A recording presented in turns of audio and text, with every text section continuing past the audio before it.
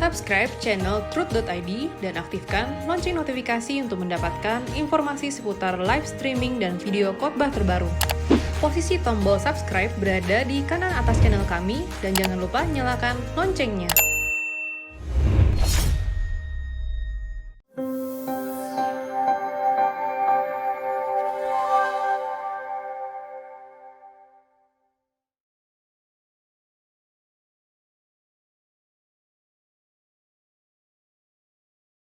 Jadi Roma pasal 9 ayat 13 sama sekali tidak berbicara mengenai jumlah kuota orang-orang yang diselamatkan. Juga tidak bermaksud menunjukkan bahwa Allah menentukan siapa yang ditentukan untuk dikasihi agar sampai akhirnya selamat masuk surga dan orang yang ditentukan untuk tidak dikasihi yang akhirnya masuk neraka. Ya. Justru sebenarnya ayat itu mau menunjukkan bahwa Allah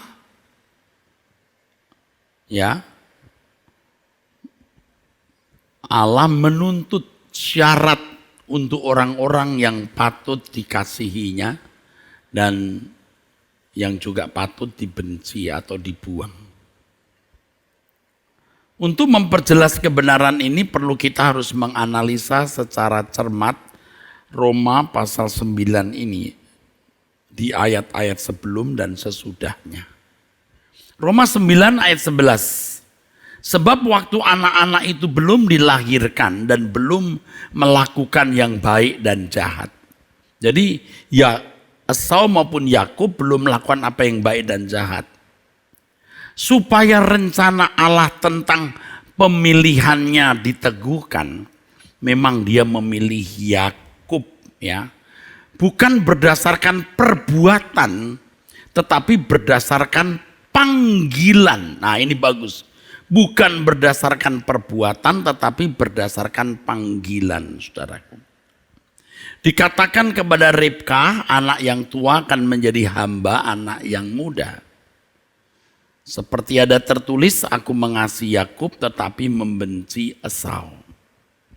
Dengan tulisannya ini, Paulus membungkam kecongkakan orang-orang Yahudi yang berusaha membenarkan diri atau berusaha dibenarkan karena perbuatan berdasarkan atau sesuai hukum Taurat. Firman Tuhan menunjukkan bahwa ketika Esau dan Yakub masih ada dalam kandungan, belum mengerti dan melakukan apa yang baik atau jahat, ya, Tuhan sudah memanggil Yakub sebagai orang yang terpilih untuk menerima berkat perjanjian. Harus dibedakan antara panggilan dan penentuan. Nah ini penting. Allah memilih bukan berdasarkan perbuatan tapi panggilan. Ini kalimat tolong deh diperhatikan. Supaya rencana Allah tentang pemilihannya diteguhkan. Bukan berdasarkan perbuatan tetapi berdasarkan panggilan. Anak-anak yang di dalam kandungan bukan sudah berbuat apa yang baik dan jahat. Ya. Tetapi pemilihan Allah berdasarkan panggilan. Nah, ini unik dan luar biasa, saudaraku sekalian. Firman Tuhan menunjukkan bahwa ketika Esau dan Yakub masih ada dalam kandungan, belum mengerti dan melakukan apa yang baik atau jahat, Tuhan sudah memanggil Yakub sebagai orang yang terpanggil untuk menerima berkat perjanjian. Harus dibedakan antara panggilan dan penentuan, saudaraku. Kata panggilan dalam teks aslinya adalah ekloge, yang memiliki pengertian as an action, choosing out, atau selection. Tindakan memilih atau menyeleksi. Dalam hal ini Allah dalam kedaulatannya, dalam hal ini di dalam kedaulatan Allah. Yang tidak didominasi, tidak disubordinasi oleh siapapun, Allah bebas melakukan suatu pilihan dan penetapannya untuk memanggil seseorang menjadi umatnya. Jadi kalimat supaya rencana Allah tentang pemilihannya diteguhkan bukan berdasarkan perbuatan tetapi panggilan harus diperhatikan dengan cermat. Yakub yang menjadi nenek moyang bangsa Israel dipilih bukan karena perbuatan tetapi berdasarkan panggilan. Kalimat berdasarkan panggilan sangat penting untuk dipahami. Tidak ditulis berdasarkan kedaulatan Allah yang menetapkan Yakub menjadi orang yang dikasih Allah sehingga dia menjadi baik kemudian menjadi nenek moyang Israel, sedangkan Esau menjadi orang yang dibenci Allah sehingga menjadi jahat atau buruk dengan tindakan tidak menghormati orang tua dan lain-lain sehingga ia tidak menjadi bangsa yang besar. Tidak begitu. Kalau berdasarkan kedaulatannya Allah berbuat begitu, itu pribadi yang sakit. Ini asumsi yang salah dan benar-benar menyesatkan kalau Anda berpikir begitu. Allah memang sejak kandungan membenci Esau, tapi mengasihi Yakub.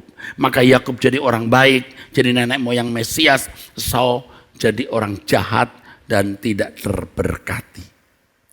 Bukan begitu, harus diperhatikan dengan serius bahwa pemilihan ini bukan penetapan bahwa bangsa Israel pasti menjadi bangsa yang selalu diberkati. Tolong deh ya, ngerti deh. Faktanya bangsa itu sering mendapat hukuman dan kemudian menjadi bangsa yang menyalibkan Yesus. Lebih salah lagi kalau pemilihan atas bangsa Israel menjadi gambaran yang disejajarkan dengan orang-orang yang dipilih untuk selamat. Masuk surga seperti Allah memilih Yakub, mengasihi Yakub. Sementara ada orang-orang yang tidak ditentukan selamat seperti Esau yang dibenci oleh Allah. Dalam kata ekloge termuat pengertian selain memilih juga menyeleksi. Jadi pemilihan tersebut memiliki tatanan atau aturan. Seperti sebuah seleksi. Pasti dilakukan bukan secara sembarangan. Allah bukanlah Allah yang bertindak tanpa tatanan. Kalau dikatakan Allah memiliki tatanan, bukan berarti Allah disubordinasi oleh sesuatu yang ada di atasnya yaitu tatanan tersebut. Jadi kalau Allah bertindak berdasarkan tatanan, jangan kita berkata, wah Allah itu kok diatur oleh tatanan. Allah itu tidak diatur oleh siapapun. Lah Allah mengatur dirinya sendiri. Itu namanya tatanan. Tatanan adalah diri Allah sendiri, bagian integral yang tidak terpisahkan dalam dirinya. Jadi bodoh sekali kalau orang berkata, Allah jadi atur oleh siapapun, bahkan oleh tatanannya. Loh, Allah itu pribadi. Gimana sih kamu? Nah ini saya katakan karena ada teolog yang berkata begitu. Saya sih tidak cari-cari data. Orang yang nunjukin begini nih loh Pak. Saya baca, loh kok bicara begitu? Di dalam diri Allah itu ada pengetahuan, saudara. Di dalam diri Allah itu ada pengetahuan. Di dalam pengetahuan ini, saudaraku, ada tatanan. Yang baik, yang buruk, yang patut, yang tidak patut. Inilah yang disebut logos. Logosnya Allah itu ini. Yang sama dengan hokmah dalam bahasa Ibrani atau hikmat. Ini yang mengatur Allah. Allah mengatur dirinya sendiri. Jadi kalau Allah diatur dirinya sendiri, tatanannya. Lah, kok ada orang berkata Allah nggak diatur oleh siapa-siapa? Termasuk tatanan manapun. Loh, Allah punya tatanan kecuali Allah ini liar, tidak punya tatanan. Hari ini buat apa, besok buat apa, besok buat apa. Jadi pribadi berganda-ganda. Allah kita tidak begitu. Allah kita itu konsisten karena punya tatanan. Ada orang-orang yang gak punya tatanan. Betul. Orang yang kadang-kadang berpribadi ganda. Betul. Hari ini dia buat apa, besok dia buat apa. Di sana wajahnya bagaimana, di sini wajahnya bagaimana. Betul, itu manusia yang sakit jiwa. Allah tidak begitu, dia punya tatanan. Dia mengatur dirinya sendiri dan tatanan di dalam dirinya itulah yang mengatur Allah. Jadi saudaraku sekalian, di dalam diri Allah itu ada logos yang berarti hikmat, pengetahuan. Disitulah tatanan tersebut berada, saudaraku. Dan Allah bertindak sesuai dengan tatanannya itu. Dan Allah itu konsisten, integritasnya sempurna. Nah, nanti memang kita akan menghadapi masalah ketika ada kisah-kisah di mana Allah menetapkan Raja Hizkia meninggal. Tapi kok akhirnya masih diberi waktu untuk hidup. Kok diberi waktu untuk hidup? Pasti bukan hal prinsip. Nanti kita lihat kasus per kasus. Jangan berkata Allah pelin-pelan. Orang Allah nggak pelin-pelan. Makanya harus bisa membedakan antara minor issue dan major issue.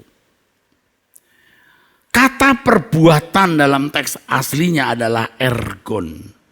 Ya, dipilih bukan berdasarkan perbuatan tetapi berdasarkan panggilan. Sedangkan kata perbuatan dalam teks aslinya adalah ergon yang tidak hanya menunjuk suatu tindakan tapi sebuah perilaku panjang dalam seluruh kehidupan. Kalau Allah memilih, karena Allah sudah tahu seluruh perjalanan ergon dari Esau dan Yakub. Ketika anak di dalam kandungan Ribkah bertolak-tolakan, orang tuanya mempertanyakan hal tersebut. Tuhan menjawab orang tua dua anak itu bahwa yang muda akan menjadi yang lebih menjadi lebih sukses, lebih besar. Karena Allah sudah melihat semua. Jadi tidak berdasarkan penetapan, tetapi berdasarkan panggilan. Bukan berdasarkan perbuatan dari anak-anak itu.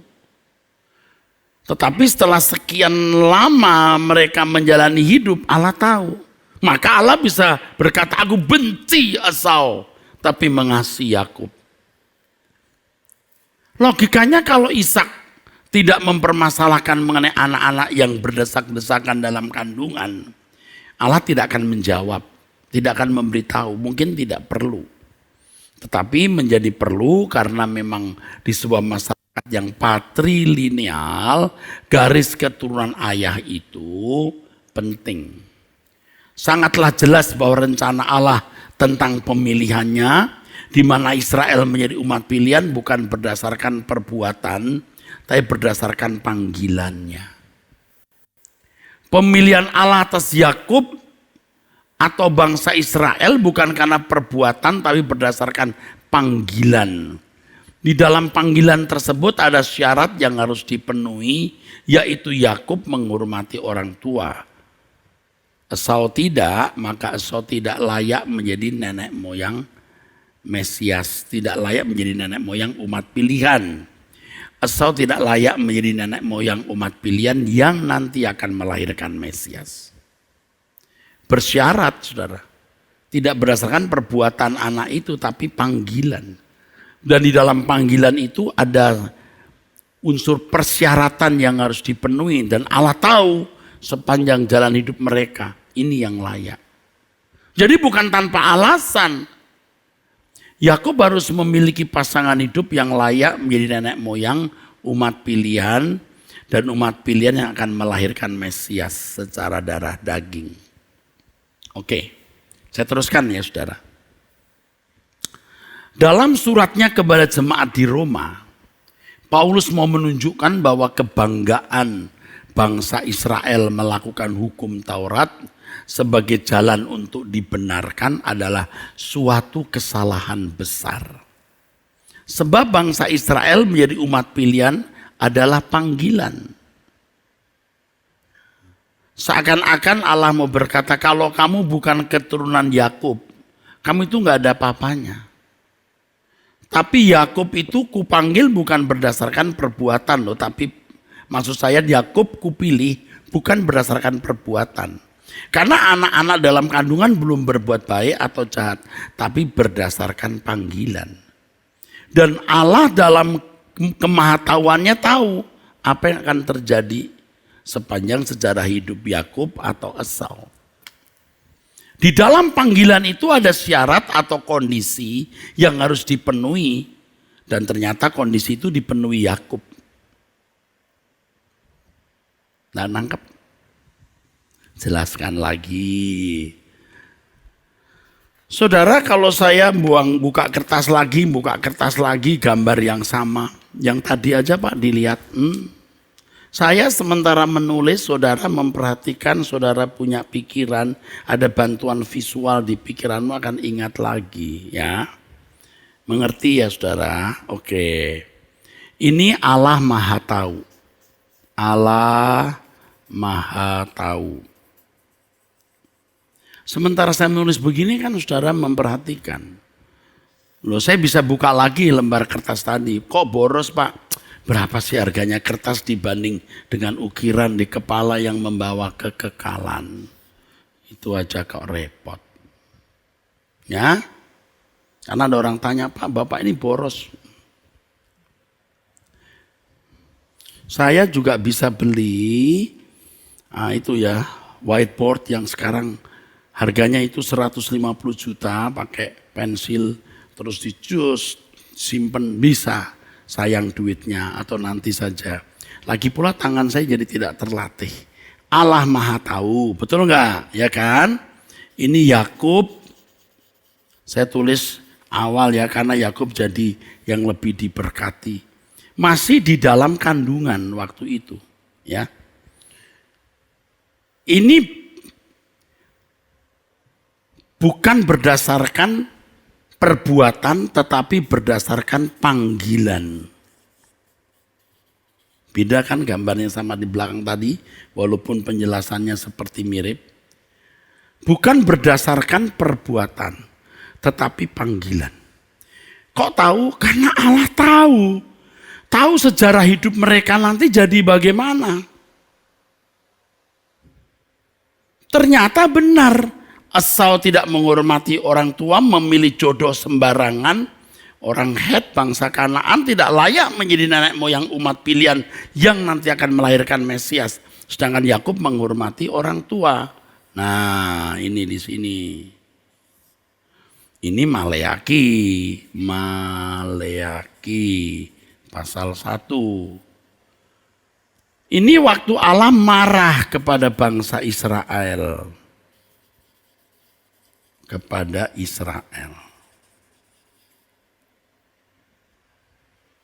Ya. Kemudian, nah ini saudaraku. Oke. Di sini Roma 3 pasal 13 maksudnya Roma 9. Ya. Tidak menghormati orang tua.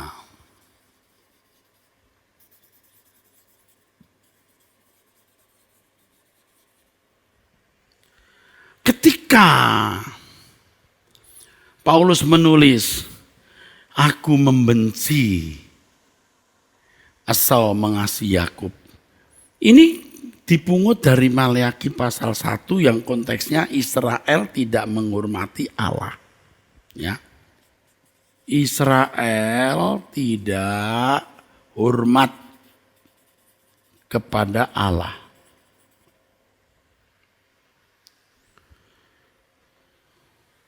Ini konteksnya. Maka di sini nanti kita lihat ayat-ayatnya ya.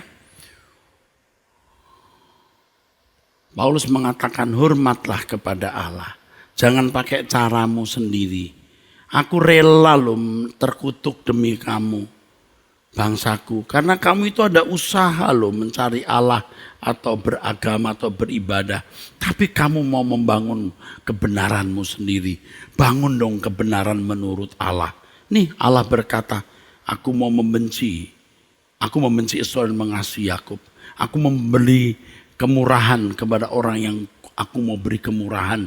Dan aku tidak memberi kemurahan kepada orang yang kepadanya aku tidak bermaksud memberi kemurahan. Lihat tuh Allah tuh begitu modelnya. Bukan ngikutin kamu yang membangun kebenaranmu sendiri. Roma 10 ayat 1-3. Kamu mesti melihat kenapa Allah marah. Nah, kenapa Allah berkata ia membenci Esau dan mengasihi Yakub. Karena Israel tidak menghormati orang tua. Kamu hormati orang tua. Ya. Kamu itu jadi umat pilihan itu karena Yakub loh. Tapi Yakub Esau ini belum dilahirkan. Allah sudah memilih Yakub, tapi bukan berdasarkan perbuatan. Mereka belum berbuat baik atau jahat, tetapi berdasarkan panggilan. Panggilan ini Allah berikan karena Allah tahu apa yang akan terjadi nanti. Jangan kamu pelintir. Memang Allah bermaksud mencintai Yakub, membenci Esau. Dari perut juga dibenci. Memang Allah itu begitu. Kacau gak kira-kira? Lalu ditambahkan lagi, maka Allah itu memang memilih orang yang masuk surga dan yang lain tidak dipilih masuk surga. Anda bayangkan betapa rusaknya doktrin itu. Betapa rusaknya doktrin itu membunuh iman yang benar. Makanya dengan pengajaran ini kamu tuh hormati Allah. Jangan membangun kebenaranmu sendiri. Lalu dipelintir lagi nih ayat. Makanya kita itu tidak boleh meyakini orang diselamatkan karena perbuatan baik. Jangan membantu anugerah Tuhan dengan perbuatan baik. Jadi akhirnya ya udah enggak usah berbuat baik. Tuh lihat Eropa mati kekristenannya. Karena ajaran itu saudaraku. Nah kalau kita, ayo kita menghormati Allah. Makanya kita mau jadi orang percaya yang benar. Ku mau hidup seturut kehendak-Mu Tuhan. Kalau tidak mampu saya, ku mau memberi semua yang dapat ku berikan. Aku gak mau jadi pemberontak. Ku mengasihi-Mu lebih dari semua. Yang tidak mengasihi Allah terkutuk. Melayani-Mu di bumi, di surga. Harus Kau ajarku hidup yang sungguh berarti, seperti hidup yang Engkau jalani. Anggur yang tercurah, roti yang terpecah, hidup bermakna bagi sesama. Itu maksudnya. Jangan berkata, wah mau berbuat baik ya, mau sombong ya. Biar lu berbuat baik bagaimana gak selamat kamu. Ya itu kalimat gak salah sebenarnya, karena keselamatan kita karena salib. Tapi kalau dibangun dari prinsip, dari doktrin, Allah menentukan selamat dan yang lain tidak, itu kata-kata racun yang membunuh. Percuma kamu berbuat baik kalau Yesus tidak mati di kayu salib. Itu kalimat benar saudara. Tapi kalau dikenakan dari dasar bahwa Allah menetapkan yang satu selamat, yang tak lain tidak, itu jadi racun.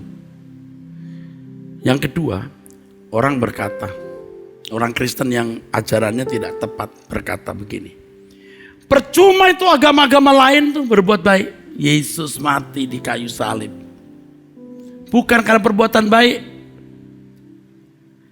Bro, Yesus mati juga untuk mereka Nah itu yang saya sedang bicara sekarang. Ini loh intinya mengapa saya bicara ini. Yesus pun mati untuk mereka.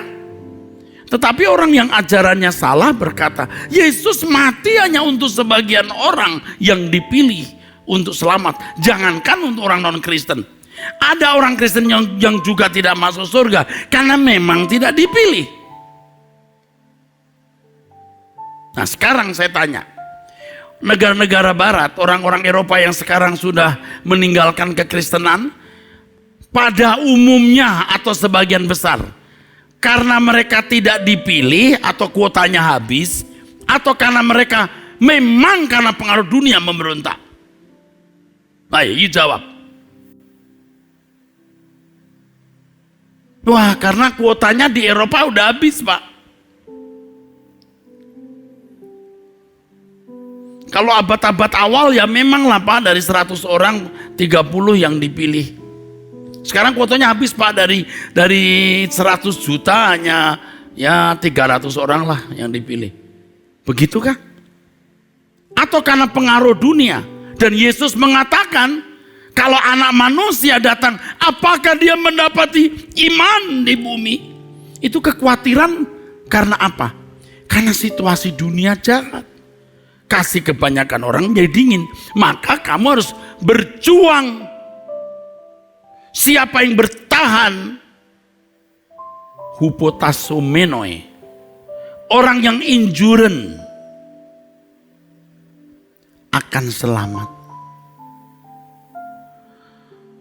Jadi kalau saudara-saudara memahami Alkitab secara salah, wah gawat saudaraku sekalian. Gawat.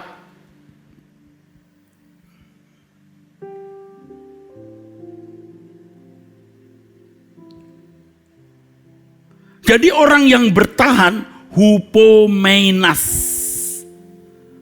hupomeno, orang yang bertahan. Jadi bukan karena orang yang dipilih, bukan karena kuota, yang bertahan. Jadi akhir zaman makin dikit orang, bukan kuotanya habis, karena dunia jahat dan orang tidak bertahan dengan sungguh-sungguh. Bayangkan kalau ajaran mengatakan memang Allah menentukan, orang tidak bertahan, tidak sungguh-sungguh bertahan.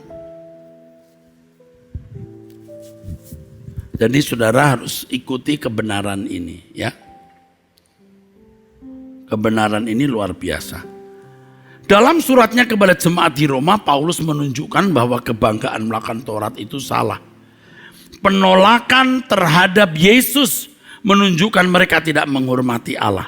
Seperti Matius 21 ayat 33 sampai 41, itu kisah perumpamaan mengenai seorang tuan tanah yang mengirimkan anaknya kepada penggarap ke penggarap untuk mempertanggungjawabkan hasil kebunnya. Tapi penggarap-penggarap itu membunuh anak itu. Ini berarti tidak menghormati bapaknya. Kalau tidak menghormati bapaknya, ya Allah berkata, aku membenci Esau. Keselamatan tidak akan terjadi dalam kehidupan bangsa Israel kalau mereka tidak menghormati Allah dalam tindakan. Ya, tindakan menolak kasih karunia itu. Pilihan atas bangsa Israel sebagai umat yang menerima panggilan memang terjadi berdasarkan kedaulatan Allah. Memang Allah tidak memilih Paijo atau Paino. Allah tidak memilih orang lain, tetapi memilih orang Israel. Maksud saya memilih Yakub yang menurunkan bangsa Israel. Allah tidak memilih Paijo yang menurunkan orang Jawa, tapi Yakub yang menurunkan orang Israel. Itu memang kedaulatan Allah. Kenapa Allah memandangnya di sana ya, di Palestina? Kenapa nggak memandang di timur ini, di Asia Tenggara, di Indonesia? Nah itu prerogatif Allah. Jangan tanya yang itu. Tapi Yakub dan Esau Allah tetap memilih, tetap menyeleksi. Esau nggak layak, Yakub layak. Kenapa nggak pilih Paizo atau Paino? Nah, itu jangan ditanya, itu kebijaksanaan Allah. Kenapa nggak pilih Sumo atau Hirohito? Tidak, dia pilih Yakub atau Esau.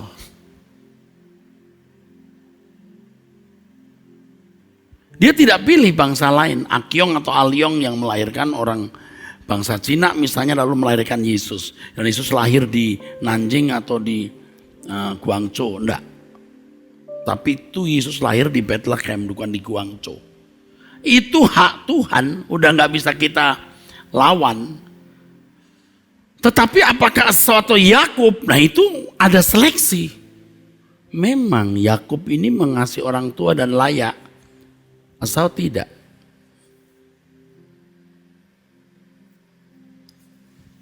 Jadi pilihan atas bangsa Israel sebagai umat yang menerima panggilan memang terjadi berdasarkan kedaulatan Allah.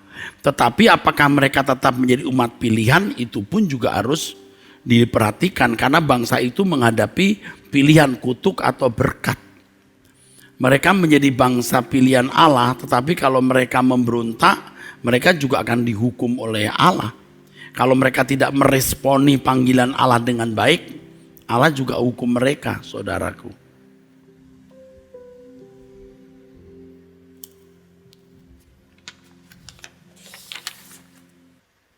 Allah memilih Yakub. Oke, Esau ditutup buku ya. Sorry ya Esau, tidak disebut-sebut dulu ya.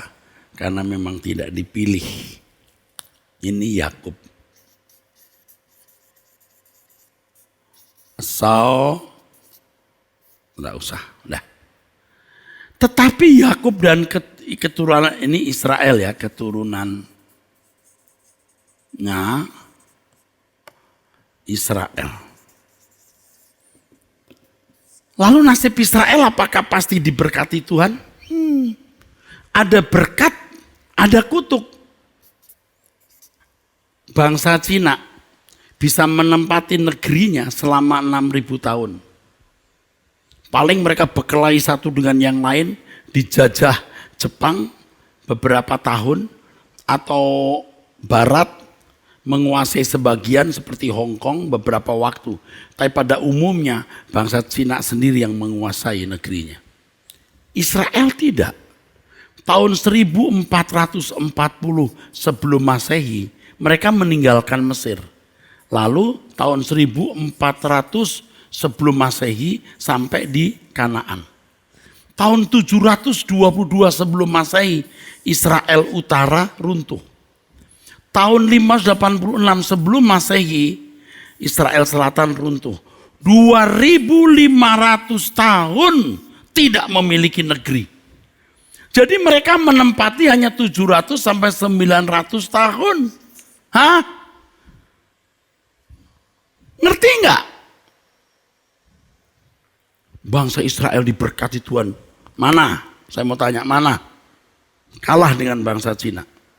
Kalau Anda jalan-jalan ke Cina hari ini, begitu banyak peninggalan-peninggalannya. Mau istana, mau segala macam.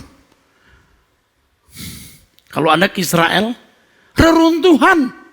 Ya, karena ada banyak gereja-gereja yang bagus, kita orang Kristen senang. Bahkan kalau mau jujur Anda ke Eropa dengan ke Cina, ke Palestina, bagusan Eropa dengan bangunan yang megah-megah. Palestina itu puing-puing bro. Hanya ada gereja-gereja saja. Tapi kalau gereja-gereja di Palestina dibanding gereja-gereja di Eropa itu nggak ada apa-apanya. Cuman memiliki nilai historis tapak tilas Tuhan kita Yesus Kristus yang tidak ada negeri manapun.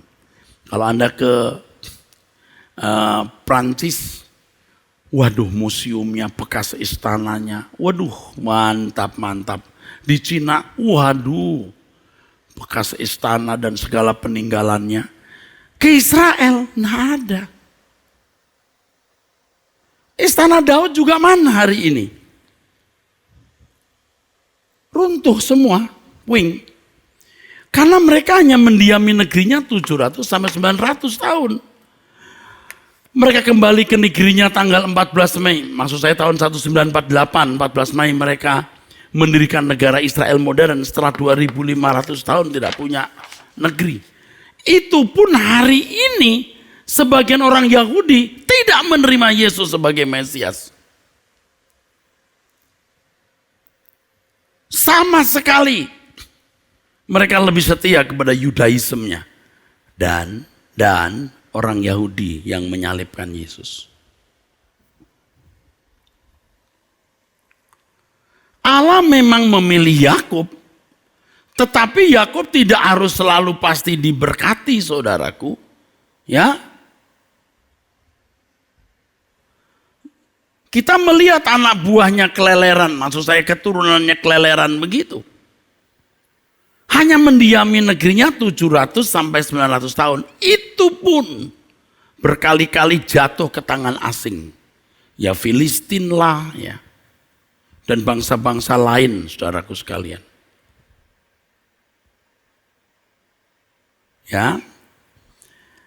Kalau Israel menghormati Elohim Yahweh sebagai Bapa, mestinya menerima Yesus. Tetapi mereka tidak memilih.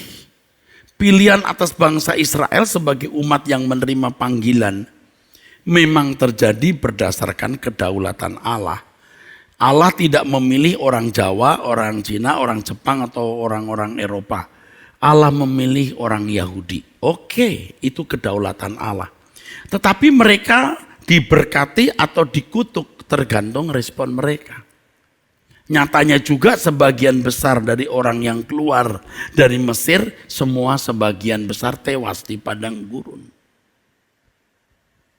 Jadi setelah Allah memilih Yakub sebagai nenek moyang Israel, selanjutnya bagaimana sikap keturunan Yakub itu, bangsa Israel meresponi Allah, menentukan mereka tetap menjadi umat pilihan yang diberkati atau dikutuk.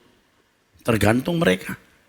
Apakah mereka masuk rencana Allah, masuk keselamatan dalam Yesus Kristus atau tidak, tergantung mereka.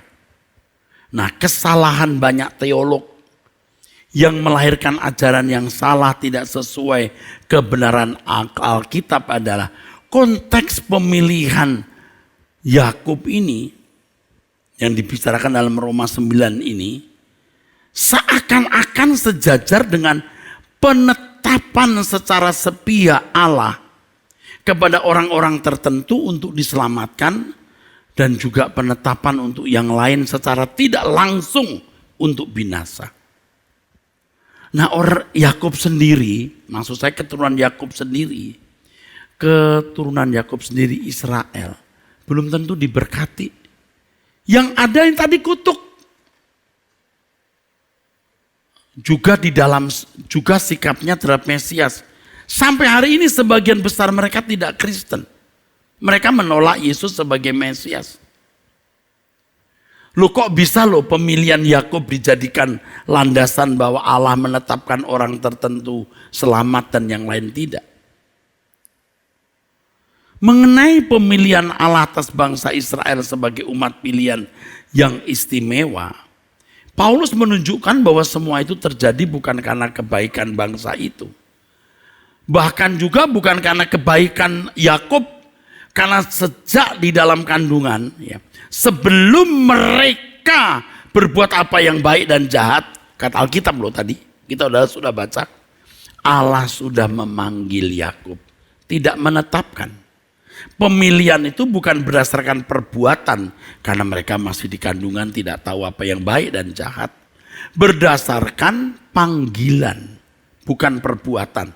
Dan panggilan Allah atas Yakub tentu karena Allah di dalam kematahuannya melihat Yakub memang pantas, Esau tidak. Ingat ketika mereka dalam kandungan desak-desakan, lalu orang tuanya tanya, kenapa ini desak-desakan? Allah yang maha tahu mengatakan adiknya akan lebih sukses, akan jadi tuan bagi kakaknya. Itu panggilan loh, bukan berdasarkan perbuatan karena Yakub dan Esau belum berbuat baik. Tetapi Allah dalam kemahatauannya tahu Esau ini gak layak. Dan kenyataannya memang dia tidak menghormati orang tua, dia memilih pasangan hidup sembarangan. Oh, tidak layak menjadi nenek moyang umat pilihan. Apalagi nenek moyang dari bangsa Israel. Jadi saudaraku, Allah membenci Esau, mengasihi Yakub. Bukan sejak kandungan dibenci atau dikasihi. Tolong deh, paham kita. Allah yang menentukan untuk memanggil bangsa tersebut guna menjadi umat pilihannya dengan memanggil Yakub sebagai nenek moyangnya. Tentu dalam perhitungan dan pertimbangan Allah. Yang ini harus dipahami dengan cerdas. Supaya kita jangan menyimpulkan sesuatu yang salah dan membangun doktrin yang menghancurkan kekristenan. Ya, kenapa Allah tidak pilih Paijo atau Paino yang melahirkan orang Jawa, ya? Enggak bisa. Allah memilih Yakub atau Esau. Dan ternyata Allah pilih Yakub karena Yakub layak menjadi nenek moyang bangsa Israel. Pemilihan Allah atas bangsa Israel dimulai dari pemilihan Yakub nenek moyang tersebut. Menjadi umat pilihan di sini bukan berarti rencana Allah pasti dipenuhi dalam hidup mereka ya. Kalau mereka tidak taat, tidak dengar-dengaran, tidak diberkati. Aku hentar kamu, kata Tuhan. Aku hentar kamu di tanah yang berlimpah susu dan madu. Ternyata di situ juga kadang-kadang dikuasai bangsa lain. Nanti kembali lagi bangsa lain. Ya. Jahat dikuasai bangsa lain. Bertobat, Allah bangkitkan seorang hakim-hakim. Allah bebaskan, mereka bebas. Ketika jahat lagi dikuasai bangsa lain lagi. Jatuh bangun begitu. Dan tragisnya tahun 722 sebelum Masehi, habislah sudah. Habislah sudah saudaraku Israel. Tahun Israel Utara habis sudah. Tahun 586 Israel Selatan habis. Mereka dibuang ke pembuangan. Nah kemudian di dalam Roma pasal 9 itu selanjutnya dikatakan tidak semua orang Israel adalah Israel sejati atau akhirnya menjadi umat pilihan Allah yang kekal. Tidak semua Israel itu Israel. Nanti baca di Roma 9 dan Roma pasal 10. Hal tersebut tergantung respon masing-masing individu terhadap salib Kristus. Jadi kalau Allah berkata aku benci Esau mengasihi Yakub, makanya kamu jangan jadi orang yang dibenci Allah. Caranya hormati Allah sebagai Bapa. Caranya terima Yesus sebagai juru selamat. Karena sebagian mereka menolak Yesus, maka hal itu membangkitkan kesedihan di dalam hati Paulus. Sampai dia rela terlaknat demi Kristus. Kalau Allah yang menetapkan bahwa sebagian akan menolak Yesus, lalu Paulus berkata, sudah saya saja yang masuk neraka Tuhan. Loh, itu Paulus kurang ajar. Kalau saya sebagai misalnya pimpinan, anggaplah. Saya menentukan 3 orang ini tidak makan siang ya. Lalu ada wakilnya bilang, oh jangan gitu Pak, biar saya nggak makan deh, biar mereka makan. Loh, kamu ngerti nggak kebijakanku kenapa aku tidak beri mereka makan? Mereka tidak memenuhi aturan kantor. Ngerti? Nah, kok itu wakil direkturnya kok mau menggantikan beberapa orang itu, kan kurang ajar. Tapi wakil direktur berani berkata begitu karena apa? Karena memang dia melanggar. Jadi ya udah. Bukan karena Allah yang menetapkan. Kalau Allah yang menetapkan, aku tetapkan tidak makan siang. Lalu direkturnya bilang, "Bu, saya gantiin aja Pak. Diam kamu." Tapi kalau mereka memang dasarnya tidak melanggar, dasarnya tidak melakukan peraturan kantor, lalu bos saya ini bos, saya biar nggak makan aja. Oh, kurang ajar kamu, tidak mungkin. Baik bener sih kamu, mengerti saudara? Saya ulangi deh, ini penting deh, ya. Ini Paulus, itu logikanya udah bener ya. Ini Allah dulu ya. Allah menetapkan B masuk neraka. Allah yang menetapkan. Lalu Paulus berkata, biar aku yang masuk neraka, mereka jangan masuk neraka. Loh, aku yang menetapkan mereka masuk neraka. Kalau kamu tidak kutetapkan masuk neraka, aku yang menetapkan mereka masuk neraka, bukan kamu yang kutetapkan. Paulus, kurang ajar bener kamu. Tapi kalau si B ini memang nakal, mau membangun pengertian sendiri, lalu berkata, aku rela loh demi kamu aku masuk neraka. Kok kamu nakal sih? Ini bukan tidak menghormati Allah. Allah nggak mungkin berkata, Paulus, memang mereka nakal. Diomelilah Paulus. Tapi pasti tidak begitu maksud saya. Allah tidak mungkin ngomeli Paulus. Paulus, mereka memang nakal, kenapa kamu? Nggak mungkin. Pasti Paulus malah dipuji. Karena Yesus pun melakukan hal yang sama. Biar aku disalib demi orang-orang ini. Kan begitu saudaraku. Pasti Bapak berkenan dengan Yesus yang mati di kayu salib demi jahat atau dosa. Dosa orang-orang ini. Tapi bukan hanya untuk B, untuk A sampai Z. Yesus mati untuk A sampai Z. Bukan hanya mati untuk A doang. B sampai Z tidak termasuk. Karena ditetapkan masuk neraka, yang ini ke surga, yang A ini. Dan Paulus mau mati demi A, bangsa Israel. Saudara-saudara sebangsanya. Ya tidak disebut untuk orang Indonesia juga, enggak. Tapi untuk saudara sebangsanya yang ada kesungguhan mencari Allah. Tetapi membangun kebenarannya sendiri. Pasti Paulus tidak diomeli oleh Allah. Kalau demikian, tapi kalau Paulus mau menggantikan tempat mereka, padahal Allah yang menetapkan, diomeli Paulus. Aku yang menetapkan mereka kok los, kenapa kamu mengganti-gantikan? Kecuali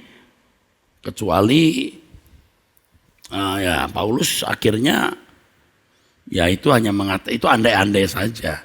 Aku rela masuk neraka demi saudara-saudaraku, sebangsaku, atau aku rela dihukum dalam bentuk apapun asal saudara-saudara sebangsaku masuk surga. Karena mereka punya usaha sungguh-sungguh loh, tapi membangun pengertiannya sendiri. Bukan karena ditetapkan masuk neraka. Itu maksudnya. Jadi tidak mungkin dong atasan berkata, kamu kok mau menggantikan mereka? Mereka itu tidak kuberi makan karena memang melanggar aturan perusahaan. Tidak mungkin, saudaraku. Ya. Yang ada Paulus berani berkorban demi orang lain, bukan karena ditetapkan, tapi karena memang salah. Ini kalau jadi atasan tadi berkata, iya ya, sampai ada 3 orang tidak makan. Kasihan sih, tapi gimana? Udah salah. Nah Yesus itu mati di kayu salib berkata, biar aku yang pikul dosa mereka. Mereka jangan masuk neraka, terpisah aku yang terpisah untuk sementara waktu dari Bapa. Eloi, Eloi, lama sabatani. Yesus pikul kesalahan. Nah Paulus itu ingin seperti Yesus. Demi saudara sebangsanya yang tidak taat, bukan ditetapkan untuk masuk neraka. Oke. Jika menghubungkan pemilihan Yakub dengan kematahuan Allah, maka kasus itu bukan hal yang sulit untuk dimengerti ya. Jadi sangatlah bisa dimengerti bahwa penjelasan Tuhan memilih Yakub itu dan membenci Esau itu beralasan. Oleh sebab itu saudaraku, justru saudaraku ya, pemilihan Allah atas pernyataan di dalam Roma ya, pernyataan di dalam Roma ya, Roma 9 ayat 13, aku mengasihi Yakub membenci Esau, aku membenci Esau mengasihi Yakub. Justru di sini dibukakan satu kebenaran bahwa ada syarat yang harus dipenuhi untuk dikasihi Allah. Allah bekerja dalam segala hal mendatangkan kebaikan bagi orang yang mengasihi Dia. Bersyarat kan?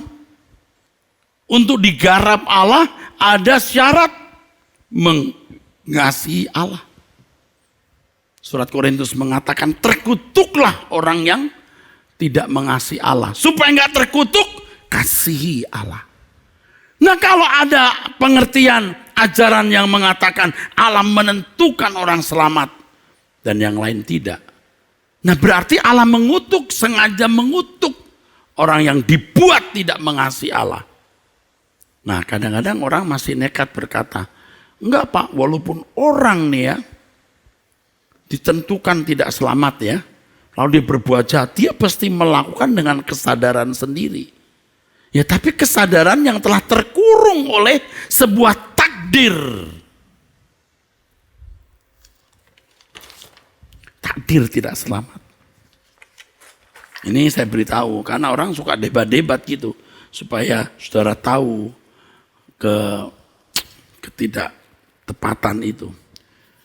Jadi Pak, kalau orang tetap bertanggung jawab Pak. Bagaimana bisa bertanggung jawab? Kalau orang ini selamat, ini tidak selamat, binasa. Mau berbuat baik bagaimana? Tetap dalam kurungan binasa. Tetapi Pak, ini saya sudah dengar mereka punya alasan itu. Bagaimanapun orang harus bertanggung jawab atas tindakannya. Sebab ketika dia berbuat jahat di dalam kesadaran. Oh iya, dia tidak pernah jadi robot. Tetapi sudah dikurung di dalam kurungan yang namanya binasa, tidak terpilih. Paham nggak? Sebaliknya ini. Makanya ngotot sekali perbuatan baik tidak menyelamatkan. Ngototnya terus-terus nih. Ngototnya sampai membuat orang tidak merasa perlu berbuat baik. Sadar nggak sadar tidak terpacu. Padahal kita bukan hanya harus berbuat baik, tapi sempurna seperti Yesus.